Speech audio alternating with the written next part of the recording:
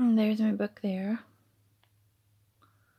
All right, so I'm going to read Chapter 1, The Beginning.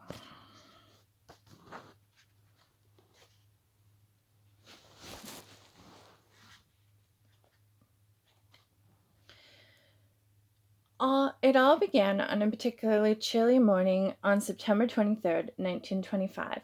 The wind from outside a large window had been blowing on a thin white lace curtain in the corner bedroom of a certain penthouse apartment. A young woman rolled over, pushing her bright, long red hair off her pale face. Her skin was always so light that when she blushed the pinkness would stand out on her cheeks. Her eyes were watering that morning as she rubbed the sleep out of them. Her very stormy blue eyes always reminded others of the rain outside of the window, very deep in color.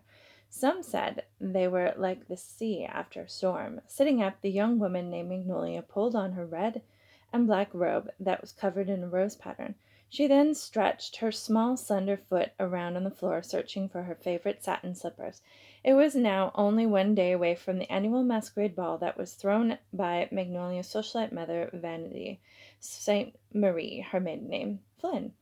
Her mother was from a rich family with old money made from many trade exports, such as silks, to places all around the world. Vanity Flynn was born in the countryside just outside of the city of Paris, France, where Magnolia's grandparents still lived in a huge estate.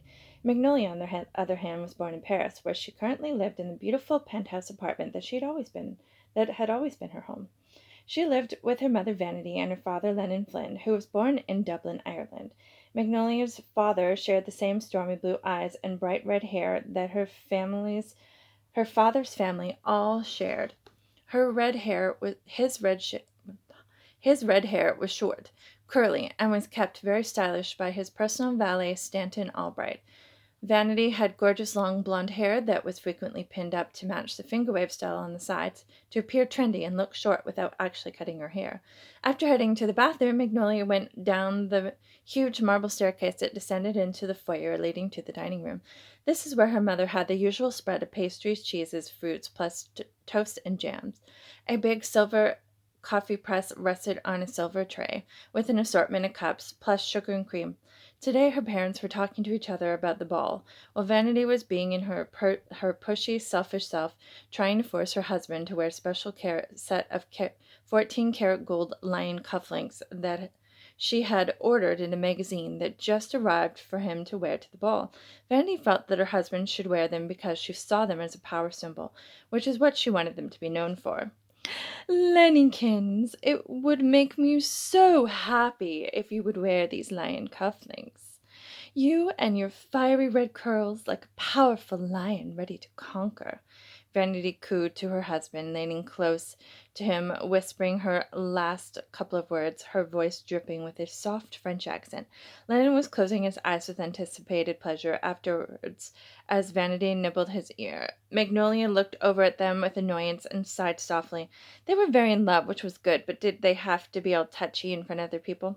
Her parents just ignored her as Magnolia just sat, as Magnolia began to approach the table and find a chair to sit in. She was now in search of her favorite cup as she surveyed the breakfast table. Vanity was now kissing Lennon very intensely like they were alone, then finally noticed her daughter's presence. Then Vanity smiled, a very fake smile, as she looked at Magnolia with a touch of judgment in her reddish-brown eyes, as if she had noticed something that Magnolia didn't see. What has Magnolia done wrong now? This is the way that Magnolia perceived her mother's intense gaze.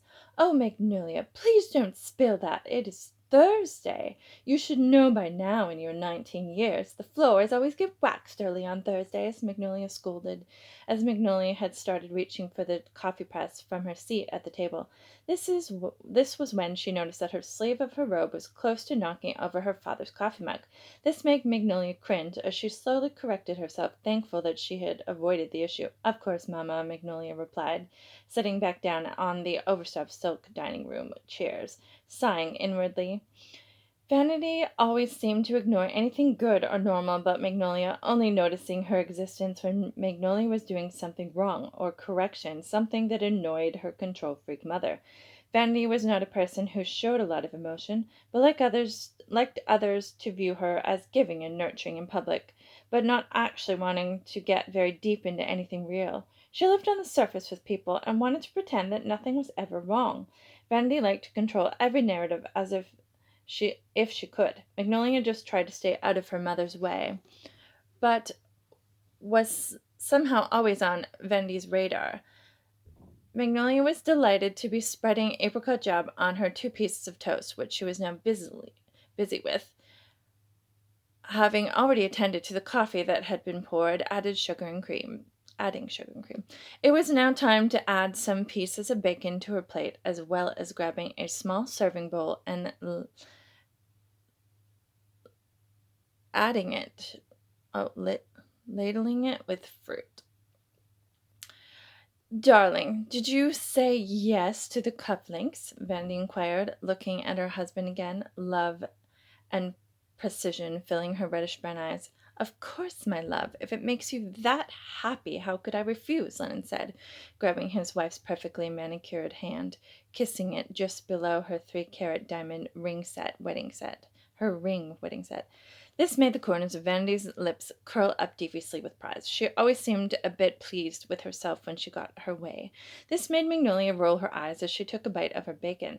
"Oh, goody! Well, then it's settled," Vanity replied with a victorious squeal, grabbing her coffee cup, taking a sip, and smiling sweetly at her husband, afterwards grabbing one of the raspberry pastries, taking a dignified bite. "Lennon, be a dear, and don't forget to tell our son's secretary, Claire, that Owen has to be at the ball at 6:30 p.m. sharp to be early for preparation," Vanity reminded him, her French accent thicker, using her controlling voice when she really wanted something done, yet letting it still fill with fake sweetness that could rot your teeth. "Of course, Vannykins. I wouldn't dream of letting our son miss announcing his engagement to Mirza Vallon," Lennon answered his demanding control-freak wife, who he adored, with the same sweetness, but in his soft melodic Irish accent. Lennon went on to say, "My love, I know you would never let me forget such an important thing, just as I would never want you to stop from reminding me." He looked at her with a hint of teasing in his gray-blue eyes, saying that he was just making a joke, but also happy to have such a wonderful woman in his life. Vanity's reddish-brown eyes flashed with annoyance, but also lust that she reserved for her handsome Irish husband. Vanity couldn't resist her husband's Irish wit, as he was the only one she would tolerate this behavior from. Vanity blew a kiss to her husband, saying, "My cheeky man, you do love to tease me." "You are lucky that you are so charming." Lennon scrunched up his face to respond, like a scolded boy who just got away with something. Magnolia's parents were always talking to each other like everything they said and did was being covered by the press. She always thought it was funny the way they dressed so perfectly for breakfast. Her mother, Vanity, in her cream-colored latest fashion day dress, full stockings, and lace-up cream-colored heeled boots. Her father, Lennon, dressed for work in his 3-piece work suits with gray argyle socks and gray loafers, whereas Magnolia came to breakfast in her many different colored robes and slippers, getting dressed after breakfast. Lennon Flynn was a man of industry. He had many overseas ventures and many in his hometown of Paris to keep him busy. His oldest child was his only son and brother to Magnolia, named Owen. Owen worked for the family business, having moved out years before, moving into a building closer to the office. Owen was becoming a hard-working businessman just like his father. He also was known to be wearing the same style of 3-piece business suits, maybe even closer to the latest fashion. Owen had the same corn silk blonde hair just like Vanity, but with the same reddish-brown eyes, but tall like Lennon, and had curls in his short hair. Owen had been courting the lovely Mirza Balin, who his superficial mother Vanity seemed to worship and hang on her every word that she said. Or was it that Vanity loved the money that Mirza's parents came from? Mirza's father owned many hotels and properties in real estate. Owen and Mirza had been together for 7 years now at this point. No one really knew why they were not married yet, but one thing was for sure. Mirza was beautiful. Normally she had long, luscious, dark brown hair, but had recently cut it in one of those short styles of the 20s. Her family was her family were ethnic and didn't grow up in Paris. They were from India, which was amazing, not only because of their interesting culture, but Mirza had the perfect caramel brown skin that also complemented her dark brown espresso colored almond shaped eyes. The two of them met each other on a business trip when Owen and Lennon were there, trying to drum up new clients. It took a bit of convincing for the family, mostly trying to gain the approval from Vanity. Then, when Vanity found out how rich Mirza's family was and about the business dealings with her family's hotel chains, the rest was gravy. The lovebirds, as Vanity liked to call them, were her favorite couple to speculate over. Would Owen finally make an honest woman out of her, putting the gossip mill to rest? Magnolia had always wondered why her brother was dragging his heels about announcing their engagement and of setting a wedding date. The family knew about their engagement, having proposed 2 years prior. Magnolia supposed that he was just not ready, or he was just too consumed with work, which is why Vandy was so thrilled that Owen was finally ready to make things official, which would be happening at the ball, she hoped. Ever since Mirza had chopped off her gorgeous long hair, she had been teasing both Magnolia and Vanity to cut theirs, but both of them refused to do so. Instead, she opted for pinning her hair to mimic the style or wearing a pretty hat. Audrey also didn't cut her hair either. Audrey was Magnolia's very best friend. Audrey would pin her long, light brown hair or wear a cloche hat. If there wasn't an event to attend, Magnolia tended to wear her long, bright red hair in curls loose down her back, but that didn't always pass the Vanity-approved inspection. So Vanity would insist on her having a personal maid Lily do Magnolia's hair. Whether it was demanded or strongly suggested was sometimes up for debate.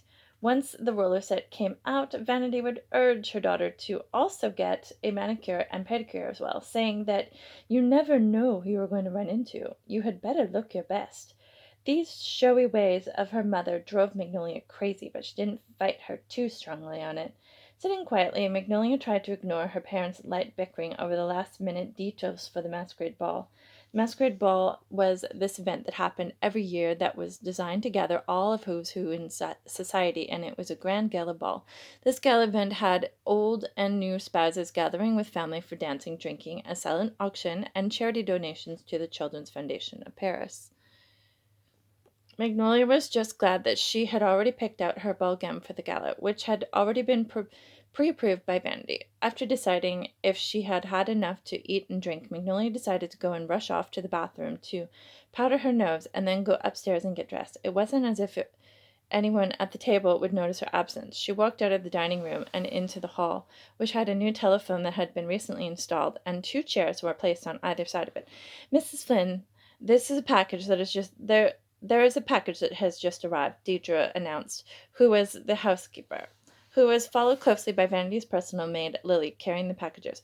"Oh, wonderful! I bet that it's the gowns that I ordered and the new clothes for Mr. Flynn," Vanity said to Deidre. Then she smiled and squealed when Deidre made space on the table to place the packages.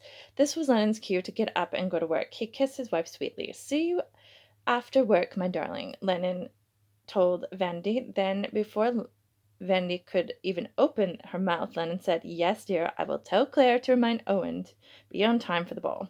Vandy nodded her approval, then waited for her husband to leave, waiting for the click of the closing of the front door. It was time to open the packages. Soon enough, it was time to go to the Turkish bathhouse.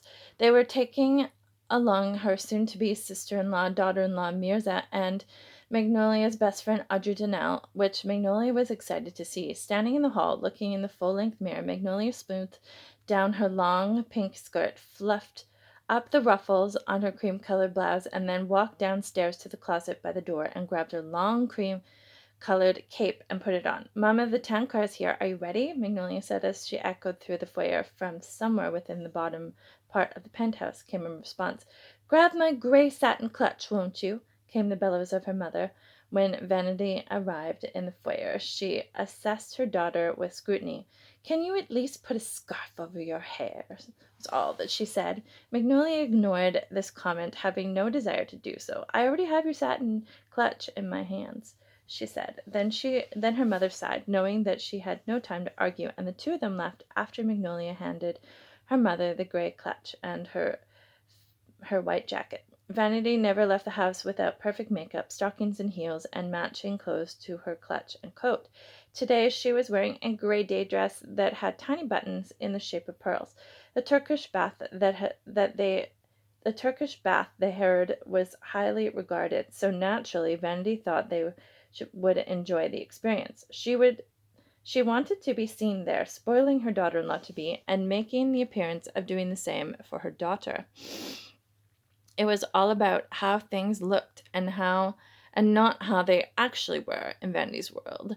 Mirza, they noticed upon entering the doors of the bathhouse, was already waiting for them inside.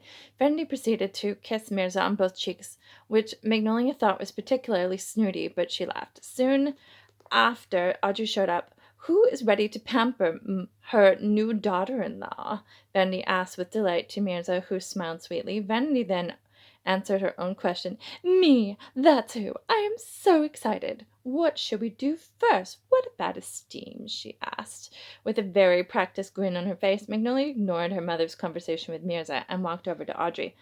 "Hello, Cherie. I am so happy to see you," Audrey said with glee, then hugged Magnolia, gently rocking her back and forth. Magnolia now sensed her body begin to feel at ease with the lovely shining presence of her best friend.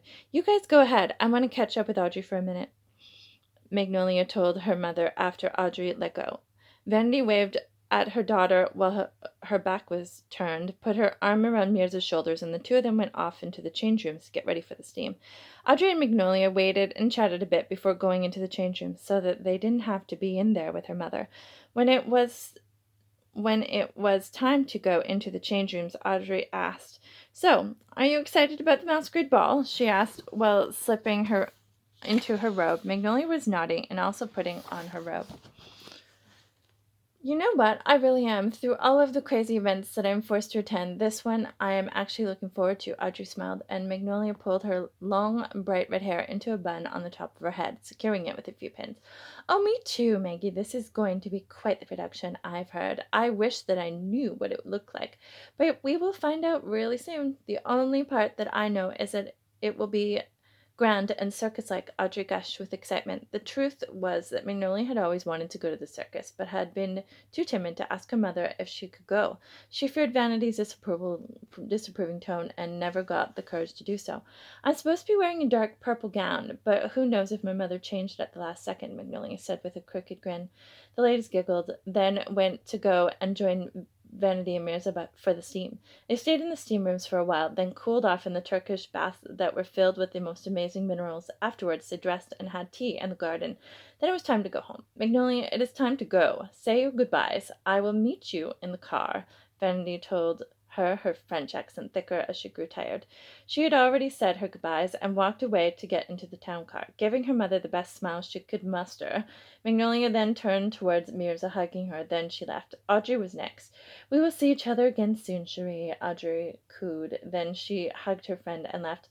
Inside the town car, Magnolia watched Audrey get smaller and smaller as they drove away. She felt joyful and relaxed as on the rest of the drive. Then upon returning home she went up to her room and threw herself onto her bed and thought happily about her afternoon. Her bedroom was in soft pinks and lilacs, and her bed was a dark wooden frame and canopy. There were curtains on the other side, like any traditional Parisian bed of the time, and the walls had gorgeous rose and gold wallpaper. Reaching over to the nightstand, Magnolia grabbed a magazine and leafed through it casually. "Magnolia, this is your 10-minute warning that we will be getting our nails done," she heard her mother call out. Magnolia was pretty sure that she didn't need such treatment, but fighting with Vanity wasn't something that Magnolia enjoyed, so she just called back, "Yes, Mama," and sighed, putting her magazine down on the side table. When all of that was said and done, it was dinner time, where Lennon had returned home and brought home treats from the local sweet shop. After that, everyone went to bed, for the ball would soon be upon them, and no one wanted to be tired. A few days passed, and the night of the ball arrived. Magnolia was relieved that she wouldn't have to hear any more arrangement talk, and was finding herself getting butterflies of excitement. Vanity's personal maid, Lily, was doing the finishing touches to Vanity's hair, and now it was her turn. Magnolia laughed when her mother started ordering her father around. Lennon, my love, will you please hurry up and get ready? The town car will be here any moment. Vanity commanded harshly, but softened her last words with her French accent and flashed her sultry eyes at him. Vanity's reddish-brown eyes were trying to seduce him just enough so that he wouldn't get cross with her controlling nature. Lennon smiled and blew a kiss to his wife. He was used to her ways and knew that she was just being Vanity and didn't take offense. He liked that she was a strong woman and loved that he knew that she would always tell him what she wanted. She had Lennon dressed in black tails, white tie, as all lavishly ready to impress the world, complete with the golden lion cufflinks encrusted in diamonds on the white dress shirt that was part of his outfit. Vanity wired a long, puffy golden ball gown, tight at the bodice, showing off her assets. She had now gone and taken the masks that were wrapped in tissue paper and revealed that they were beautiful lion masquerade masks for her and Lennon. I have our masks, so please don't let us be late. Magnolia, why aren't you dressed yet? She said, having turned her attention to her daughter. During the process, Vanity followed her husband around. Magnolia had been getting her hair done up by Lily. Her long, bright red hair had all been swept up in purple jeweled hairpins, a few curls loose in place for effect. Magnolia just shook her head. There was no need for such hysterics, yet Magnolia knew that her mother couldn't help herself. She even knew that getting super fancy hair was a bit excessive, but her mother had demanded it. So it happened almost against her will, but Magnolia just endured it. Lennon went down to the foyer to wait. Then Lily opened up the dress garment bag and revealed the gorgeous dark purple ball gown, and Magnolia's great eyes lit up. Great blue eyes. Delighted that her mother hadn't changed the dress or the design from what they had discussed. Thank you, Lily, Magnolia said as she helped her into the dress and did up the buttons at the back, tying the sash in the back into a big purple bow. Magnolia looked in the mirror and loved how the dress swished back and forth. Lily nodded, and soon she fastened her, making her shoes, and they were off downstairs to the town car, where Lennon had opted to wait. Everyone got into the car, and they were off to the hotel. That is the end of chapter 1 for Magnolia. Thank you for listening. I'm going to be recording chapter 2 as well. Okay.